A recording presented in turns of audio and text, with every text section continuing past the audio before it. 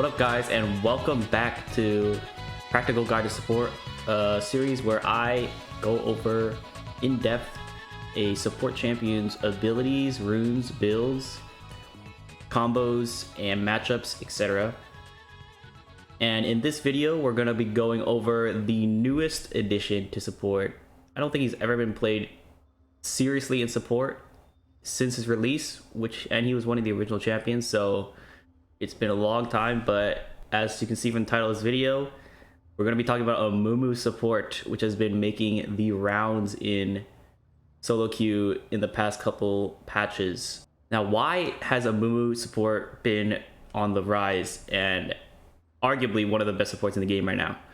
Well, it's because they changed his Q to have 2 charges from 1 charge, and this allows him to have a lot more flexibility and more CC than he ever had before.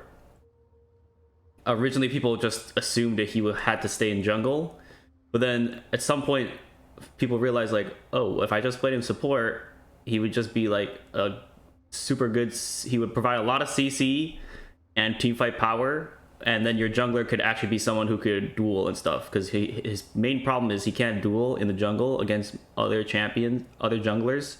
He just gets overrun, and then they're going to take his scuttle crowds, invade him, stuff like that. So, and his clear is like not that good either. So in support, he doesn't have any of those weaknesses because he's just there to be a CC bot. So personally, I think Amumu is like the best support right now in solo queue, at least. Even in competitive, he's probably going to be played at Worlds this year. So let's get right into it. All right, so first things first, we always start out with the runes, and for a keystone, we are definitely, the only option is Aftershock on Amumu support. It's pretty obvious why Aftershock is the only viable keystone. Basically, whenever he Qs or ults, he will get the Aftershock bonus, making him really tanky, and that's exactly what you're going to need, because you're going to be going in as a Amumu support, and you don't have that much gold as you would in jungle, so you're gonna be a lot less tanky without Aftershock. Next, what I would go for this is Font of Life. Font of Life is just generally the best rune for supports in this row right now. Demolish used to be really good, but it got nerfed and it's not as good anymore. And also, you're not, as a Amumu support, you're only going to be able to get a hit on the tower if you actually get a 2v2 kill, which is really possible with Amumu, but it's better to just go safer with Font of Life, because when you 2v2ing, Font of Life is just going to help you survive and win those 2v2s, whereas Demolish, you basically have to like completely outplay your opponent without Font of Life, losing the Font of Life. So I would go Font of Life here. Next row, we can take all 3 of these are pretty viable, honestly. Conditioning is not actually that bad. On Amumu, he needs really tanky stats, so after 12 minutes you'll be much more tanky for the mid-game team fights. But for lane, bone plating or second wind is much better, and the reason why is because you won't be getting value for conditioning until 12 minutes, and that's pretty much, laning phase is over by then. So I would take bone plating if you know you're going to be against a non-poke support, whereas I would take second wind if you're against some sort of poke support, because now you can sustain a bit better in lane, whereas bone plating only reduces damage. It doesn't actually give you health back, which second wind does. Generally, I do like second wind in most cases. For the third row, most of the time we're going to be taking unflinching. It just gives you tenacity, which you're going to need as a Amumu, because you're going to be the one face tanking a lot of the CC that the enemy team's going to have, because you're going to be in melee range. And you can also take Overgrowth if they have like really low amounts of CC and you don't need the unflinching rune. You might as well just take Overgrowth instead, and never take Revitalize. As for the secondary tree, you got a couple options here, but the one I like the most is the Domination page. Now, why is the domination page good? Well, the main reason is because you can take Ultimate Hunter. And Amumu support is very reliant on having his ult up to have the most effect. Even though his Qs are strong by themselves, having the ult and the Qs just makes it so you can CC them forever, pretty much. And that's why Ultimate Hunter is so good. And then for the other rune, there's pretty much two options here. It's either Cheap Shot or Zombie Ward. Now, Cheap Shot, I've been using Cheap Shot a lot, and it actually, if you look at the damage it does pretty low damage. You're probably gonna do like 500 damage over the course of the entire game with Cheap Shot, which is, you know, still some damage, but it's mainly for early game power. So if you want to go for early game, like a strong early game all in, then you should definitely be going Cheap Shot. It adds just a tiny bit more damage that could push you over the edge and getting a kill. But for more of a supportive and utility focused build, Zombie Ward is really good for any support. Honestly, supports would be taking this if they could, but most of the times they go Inspiration and Resolve. So, but Amumu, since he's reliant on his ult, is forced to take Domination over Inspiration, so that's why you can go Zombie Ward instead. I mean, Ghost Poro is also possible, but I just don't like, I don't like using Ghost Poro because it's only when your wards expire you get a Ghost Poro, and that means you have to wait like the entire duration of your ward to die first, and then you could finally get the Ghost Poro. So I'll just go with Zombie Ward. And you could also go Inspiration, standard Inspiration, and forgo the cooldown reduction for Ultimate Hunter. I don't recommend this, but it is, you know, it's possible. And then you could just go whatever runes you want here that you want. For example, Stopwatch is pretty decent on Mumu. You can build Zanya's on him, although I don't recommend it because there are better items for him that I will be going over in the build section. Hex Flash is also pretty interesting. I haven't used it personally, but I can definitely see it being useful on a Mumu support. And of course, Biscuits is always good. Cosmic Insight is good as well. So his secondary tree, I would recommend taking Ultimate Hunter and going Domination, but it's up to you. And finally, you can also do a Precision build where you pretty much just go for the Legend Tenacity. That's if you just like really need even more tenacity when you already have Unflinching, but that's really a niche situation. Finally, we can go into his these stat runes down here. For the offense rune, it's probably so it's usually going to be double Adaptive Force and then an armor rune. That's your main build, but this is more of an aggressive build with Cheap Shot. Most of the time, you're going to be going this as Cheap Shot so that you'll be doing a lot of damage.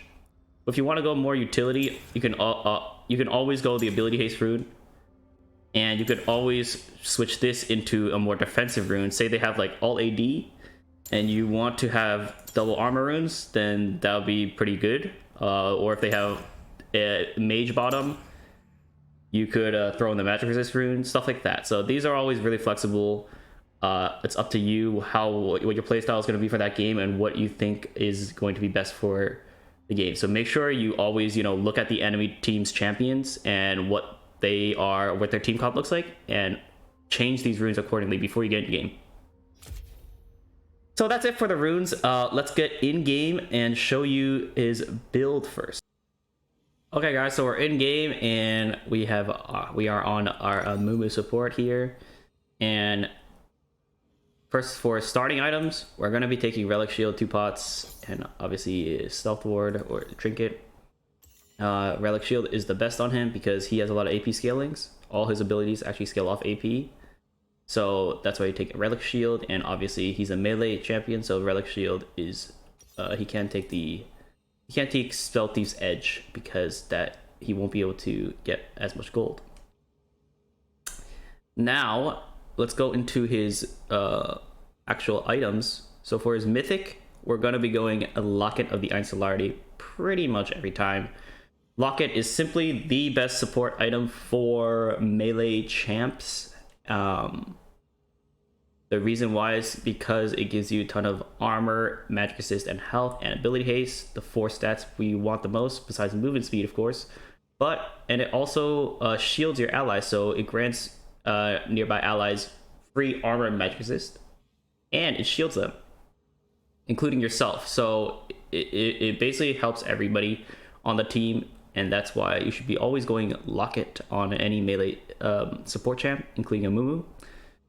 Shirelia's is not good on him because you can't actually use the motivate passive on him, because he can't empower or protect another allied champion, except with the very niche scenario where you put Fawn of Life and then they attack them, but that's very hard.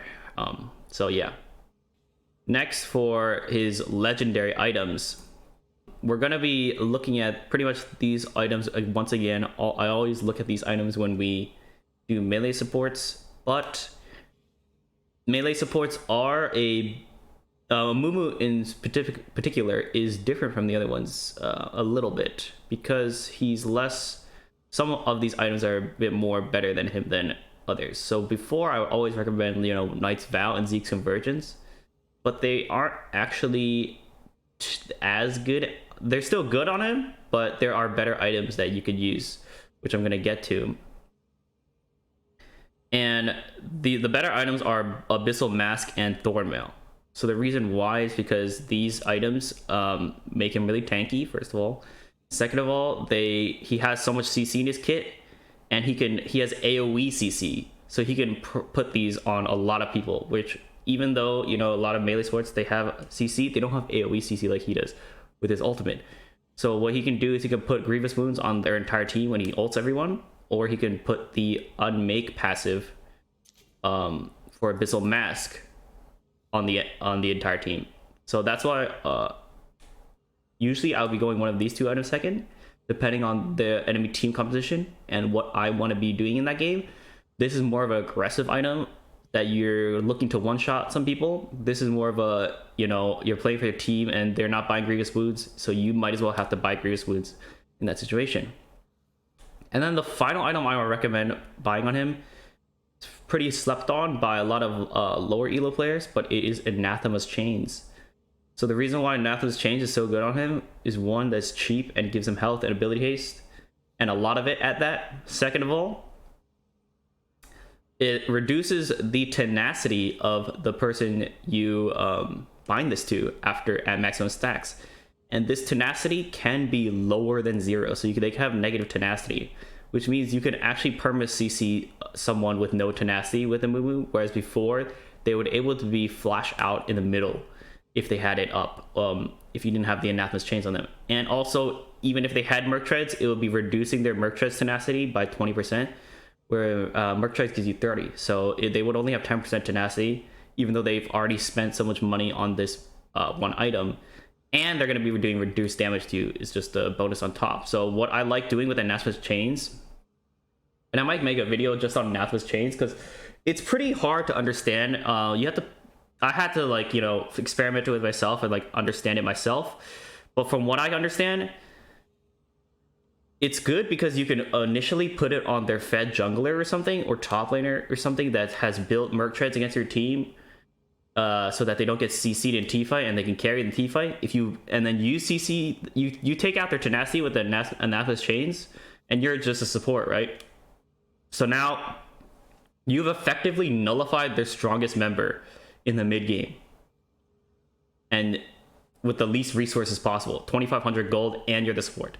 So, and then late game, if you still can't end the game by then, you can switch it to the ADC in the late game. By that time they're the strongest member, and now if you can CC them the team fight and kill them, then you can win the game. So I think it's actually a really flexible item, and some people even rush it on a Amumu first item. Honestly, I think that is pretty good. You could just bind it immediately in lane to the enemy ADC once you get this, and then you could probably try to kill him. And also, as I said before, it's really flexible. You can always switch it to anyone else, and it literally takes 1 minute to reach max stacks, so it's really not that long. And yeah, that's what I say about that. So definitely buy Anathema's Chains if you can, and you don't need one of these items. So if you don't need healing reduction, aka they don't have heals, or your teammate are already buying healing reduction, you don't need to waste more money stacking on it. You can do some other stuff like reducing your tenacity. So that's pretty simple for Amumu's build. As for boots, he can pretty much build every boot in the game, except for Berserker's Greaves and Sork Shoes. I mean, he could build Sork Shoes. You could honestly build Sork Shoes because all his abilities are magic damage. If you wanted to go for some cheesy AP Amumu support build, I wouldn't recommend it for your rank games, but definitely in normals when you're trying to have fun, go for it. And obviously you can go Merc Treads and Plated Steel Caps whenever depending on the situation. Mobility Boots is also viable. I don't like Mobility Boots in this current season because it is way more, it's 100 gold more expensive than it used to be, which is actually a big difference. And also it makes it so that in team fights, you're actually really easy to kill because you're so slow. And Amumu is a big team fight champ. He can roam as well, obviously, but his team fight is also one of his strong suits. Boots of Swiftness is pretty good. I always like Boots of Swiftness. It's just you can never go wrong with it, is what I think about it.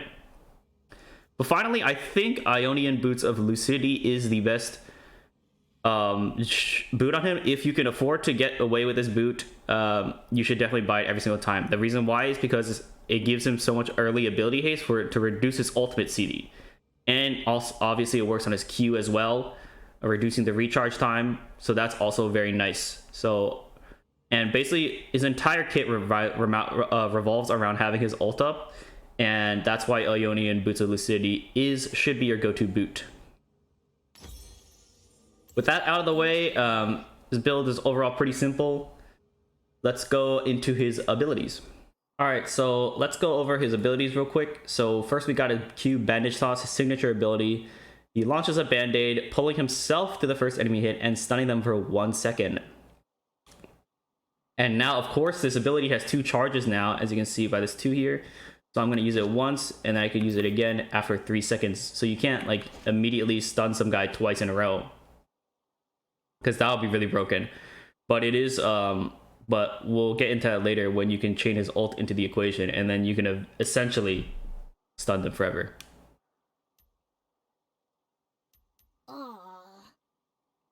So let me just demonstrate the ability. You just throw out your Q and boom, he pulls himself there and they're stunned during that duration. Next is his W, Despair. On support Amumu, this ability is pretty mediocre. Against champions, you're gonna be barely doing any damage, and you max this last. But it is, more damage. It's more useful for actually helping your jungler kill objectives because it does percentage max health damage, and the monsters have a lot of health compared to the champions. So that's the main reason you even take 1 level into this, or else you just wouldn't honestly just take more levels into different abilities. And just to demonstrate it, obviously his main crying, he just starts crying, and then everything in his tears take a little bit of damage. Next we got Tantrum, his E.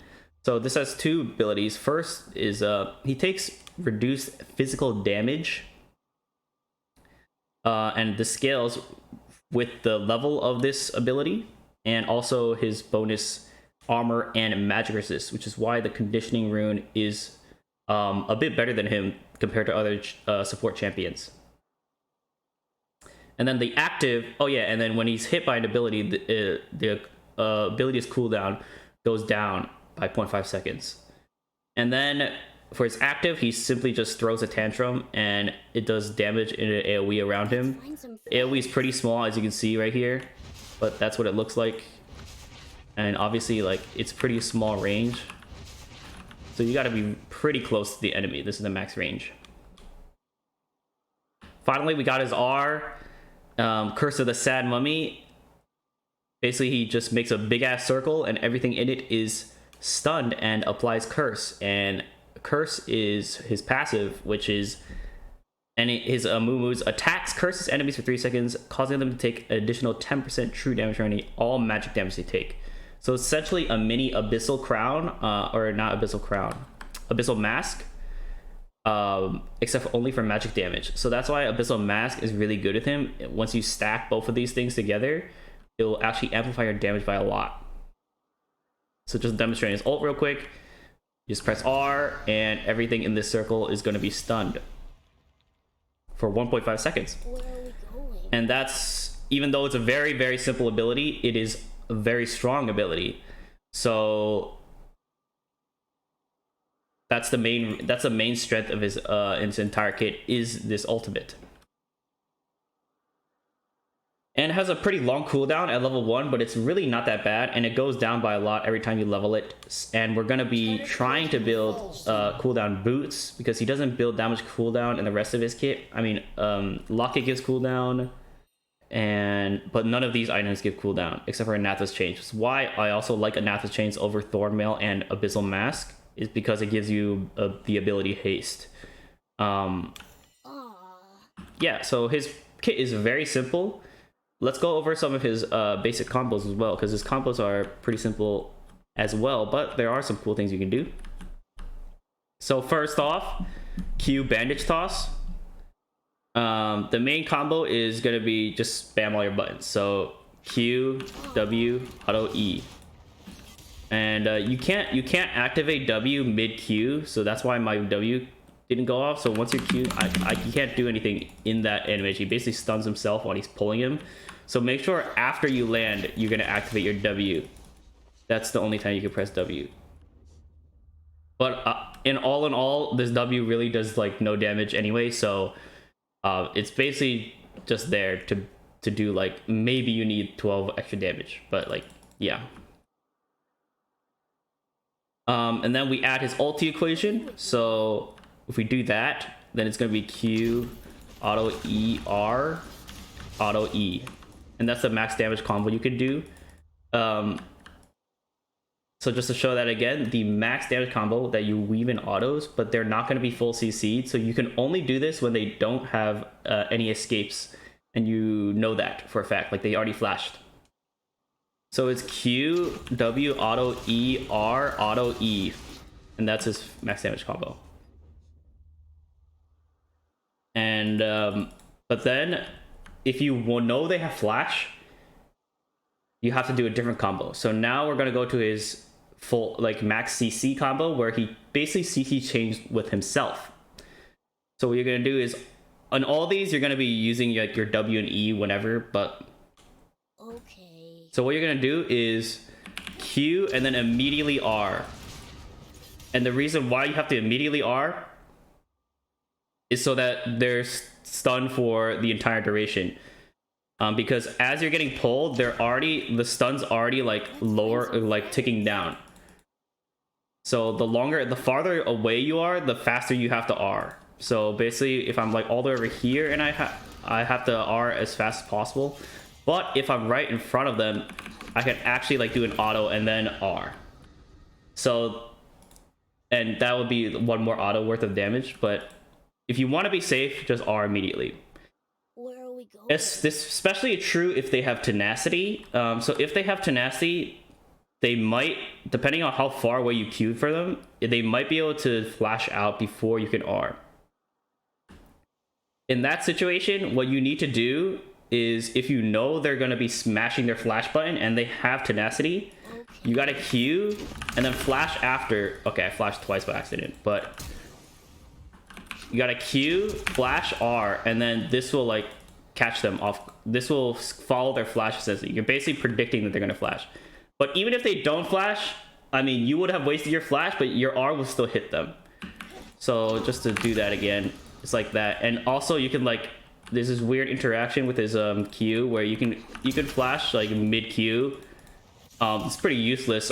It's pretty useless, but like you can cancel your Q. The only reason you use this is if you accidentally queued someone and you need to cancel your own Q. Like for example, you hit them under turret and then you didn't actually want to hit them. You can cancel it and like live like that. But yeah, that's just a pretty niche thing.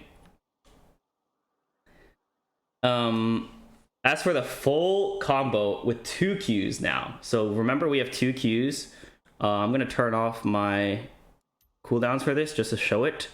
But as you can see, so we're gonna Q, W, E, R, and then once our Q's back up, boom, we Q them again. And then that's the max damage combo. But if we want to do the full CC combo, which CC them like throughout the whole thing, that's chaining, we're gonna Q, R, and then they will be able to get away from, they will be able to have an opportunity there to flash away. But if they don't, you could just easily Q them again. And as you can see, if you look at the stun thing here, so you look at the stunned on top of this guy, he's stunned, he's unstunned, but it's a very short window because these added up together are 2.5 seconds and this is 3 seconds. So there's basically half a second or a little bit more than that where this guy can actually flash out or use a movement ability. But that's the reason why Amumu support is so good, is if they don't have flash, they're basically screwed. Let's find some friends. And I mean, that's pretty much it. He's a very simple champion, and very intuitive. But the harder part about him is a bit about the lane and also matchups and stuff like that. So the hardest part, so as you can see, his combos abilities are pretty simple. The hardest part about Amumu support, and that's also one of the reasons why he's very strong right now, is that he's so simple to use. But the hardest thing about playing Amumu is not his mechanical abilities, obviously. It's more about decision making and laning and roaming times and stuff like that. So I'll be trying to go over some of that right now. As for the lane, so what you want to do, first of all, as a movement support, you can invade very easily. If you level up Q first, you're gonna have 2 charges with Q. So you can Q one, like say you are on purple side, or say you just walk up here, and then you can Q someone twice. So there's a guy here, he's trying to run away, you just Q him again, and that's already 2 seconds worth of stun. At level 1, he's gonna either have to force him to burn flash, or he's gonna die pretty much.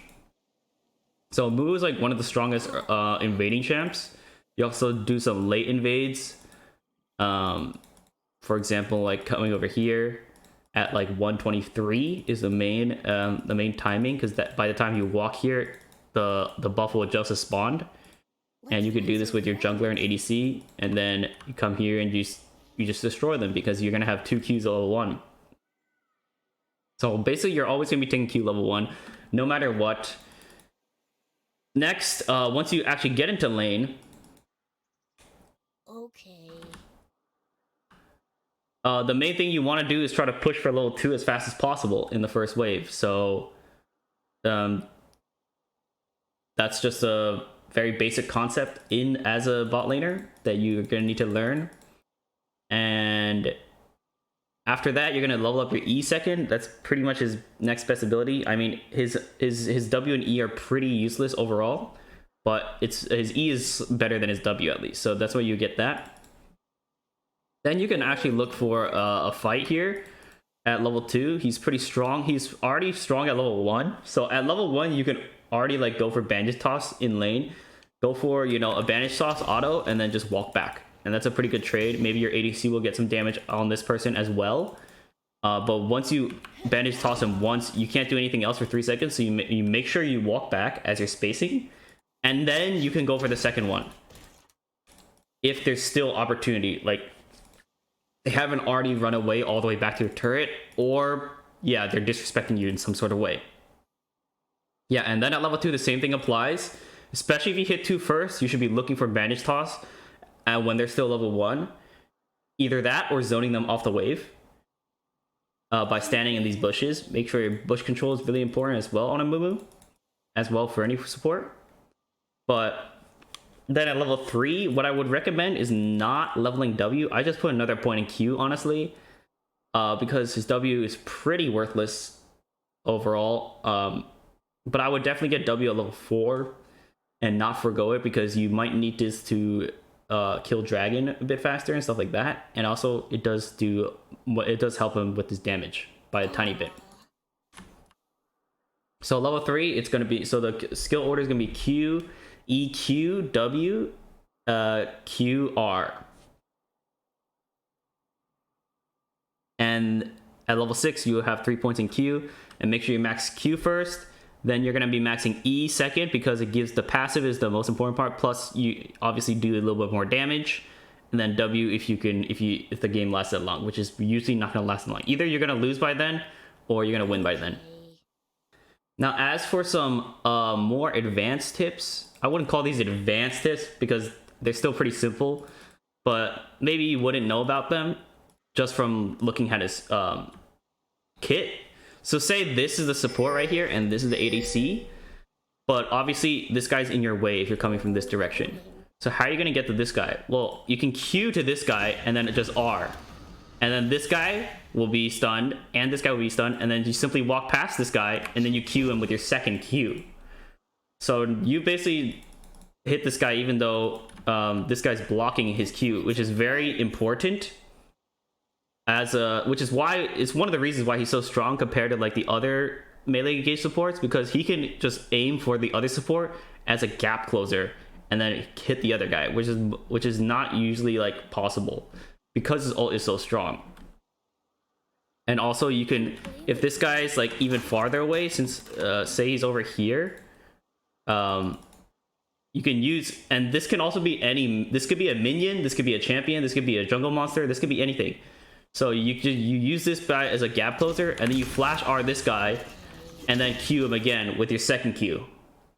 And that's pretty much a guaranteed combo because, well, it's not a guaranteed combo because your first Q is not going to be perfectly up by the time you get to this guy with this guy's unstunned, but it's pretty close. So if they don't have, and even then you'll be right next to them. So if they flash away, you can follow and react with your own Q. So just to show that again really quickly, we're gonna flash R, and then he once again he has that like little like half a second where he's unstunned that he can flash away, but at that point he's already been stunned for 1.5 seconds. So your ADC or anyone who would have followed up at that point, and even if they flash away, you could follow with your Q because you still have one more Q, and make sure you just need to react and hit that Q. But that's why he's so strong. He doesn't even need. That's why the 2 Qs make him much stronger than he was before, is he's able to do this really OP strat. And then obviously since this guy's so far away, I can use flash to even close the gap like that. And remember, I can flash in the middle of my Q, so I don't even have to reach this guy before I can flash. It's kind of like Lee Sin's insect or ward hop, or I mean his Q flash. So when Lee Sin Qs, he can flash before he actually connects with this guy. So obviously I flash all the way over here, and I mean that's kind of useless. You want to be as close as possible. But yeah. As for how to decision make as a Amumu support, you're gonna have to realize that you can't just blindly queue in every time you see someone. You have to be more smart than that. So if you see an enemy Leona, and she's playing up in the front, you can't really queue her because she's gonna stun you back, and honestly, she's more tanky than you. So you need to be looking for your fights very carefully.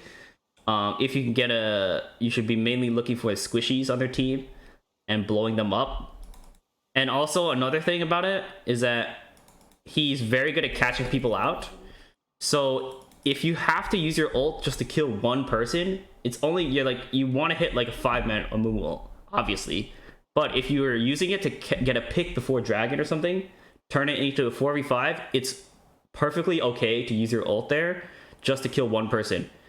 And then the point is we buy a lot of cooldown reduction in the first place, so that even if we burn our ult to kill one person, or like even just burn their flash, it's worth it because our ult will be back up in about 2 minutes with just the cooldown boots at level 1 ult. And another tip is that he's very good at roaming. So once again, for example, this is a minion and this is the mid laner. You can just queue this minion and then flash here and ult this mid laner, and then your mid laner would follow up in this position. and that's just a super hard thing to avoid. Like, he barely has any time to react to this when you're coming out the Falco board like that. So definitely make sure you're roaming as a Amumu. You can also, like, fight with your jungler at Scuttlecrab. He's very strong at skirmishes as well, because he can easily stun someone for 2 seconds very early on in the game. And yeah, so that's it for his gameplay wise. Let's go finally into some of the matchups that he has. All right, so we're here at op.gg, and as you can see, his matchups are very, very good. He does not have, the only person he has lower than 50% win rate is Zac. I don't know why, but there you go. Zac apparently counters Amumu the most. Now, personally, I would not be picking Zac into Amumu, but I haven't played it, so I don't actually know why he would be so good against him. As for more popular supports, Rel seems to be his biggest counter. I guess he still has a positive win rate, so all these, he has positive win rates against everyone. And honestly, I'm not sure where I guess Rel can match him in this terms of his team fight power and early game stuff like that. They're all pretty comparable, honestly, in terms of the champions. So that's why Rel's here. Honestly, Shaco support is pretty good against him because he can just put boxes down, and that pretty much denies his entire engage. So if you do like playing Shaco support, go for it. He's still really good against Shaco though, obviously, because he's gonna have way more utility than a Shaco support could ever provide in a team fight. So honestly, the worst matches for Amumu in general are gonna be like Alistar. Braum is also very good against Amumu from what I've found, because he's tanky enough that he can just face tank Amumu's stuff, and he can also just stun him really easily because he has to go into melee range. So I would say actually Amumu's biggest counter is Braum. Second one might be Leona. So Leona is pretty similar to Braum in that she can tank pretty much his entire combo and then immediately like stun him afterward and kill him instead. So basically turn the tables on him. The only difference between her and Braum is that Braum is a bit more team focused, more peeling, whereas Leona is more engage. Rakan seems to be a pretty good matchup into him because he's pretty slippery, so he can get out of Amumu's stuff pretty easily, and also he can counter engage against Amumu as well. And all these, Zilean is honestly pretty sleeper right now. He's pretty good in support role because he can just ult the guy that Amumu's who Amumu's targeting. The only problem is if Amumu gets more than one person, then that's a problem for Zilean. Soraka is not that good against Amumu, I would say, but she has a decent win rate against him. The reason why is because if you can survive lane, she's gonna be pretty good, but it's gonna be hard to survive lane. And all these, Morgana should theoretically be good against him, but the thing is, as I said in the previous combo video part of the video, you can switch targets very easily. Like you Q one person, flash R the other guy, or vice versa, stuff like that. So it's actually very hard for Morgana to actually get a good black shield off against him. And although her laning seems to be pretty good against him, he's going to have a hard time in lane against her. But in the team fights, she's not going to be able to black shield, 5 people. But yeah, Morgana is still pretty decent against him. So is Zyra. Zyra can make plants to block his Q. That's good. But he can still use those plants and do the flash R thing that I said before. So that's not good. And if she ever gets caught once by him, she's just gonna get blown up instantly. So you have to be very confident that you will never get caught by him. As for the rest of these matchups, he's honestly very good into all these. Like Nautilus, even though Nautilus isn't tanky like him, but he has more. Amumu honestly has more utility in the Nautilus in terms of AoE CC, so that's why he does well against Nautilus. Honestly, Janna, I feel like he should be doing bad against Janna, but Janna's just a weak champion right now, so again in the team fights, she probably won't be able to do much even against them.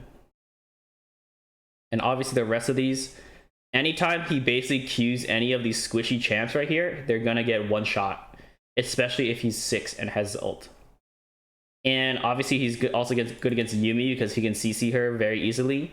If she ever gets off, he just needs to press R and then she's screwed. So she can't really afford to ever get off, and that's really bad for Yumi because she loses her on her passive and her mana regeneration that she desperately needs.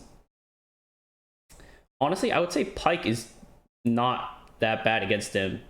I think the reason why that matchup is so lopsided is that Amumu takes so much less skill than Pyke that the Pyke player really has to execute really well for to beat the Amumu player, but he can easily get away from Amumu by using his E, so that's good for Pyke. And yeah, so all in all, Amumu has, as you can see from his matchups alone, is why he's so strong right now. He doesn't have a below 50% win rate against any other support champ. And as for ADCs that you want to pick him against, I would recommend, so first of all, you could actually just blind pick him because he doesn't really have a counter, as you can see. But against the ADCs, you want to obviously pick him into more of an immobile ADC that will just make sure that if you land a Q on them and they don't have flash, they're guaranteed dead pretty much. But if they do have a dash, for example Ezreal or Lucian, they have a bit more escape mechanisms against them, so that's a bit of a worse matchup for him. Ezreal especially, you can actually buffer your E similar to how he can buffer his E against Blitzcrank hook and Nautilus hook. So you can still do that with Mumu's bandage toss with Ezreal. And then what will happen is Amumu will follow the Ezreal all the way to where he flashed to, and that sometimes could put you way too deep in enemy territory. So Ezreal might be the best ADC you could play against him. But all in all, he's still very strong overall, and it's why I'm making this video, so I can teach you guys how to play Amumu support and get some free low in your next ranked games. Alright, that's it for this practical guide video. Let me know what you thought about it in the comment section below, what champions you want me to do next, and any feedback you had. I'm always trying to make my videos better so that you guys can learn more. And if you made it to this part of the video, thank you so much. I appreciate every single one of you, and I'll see you guys next time. Peace.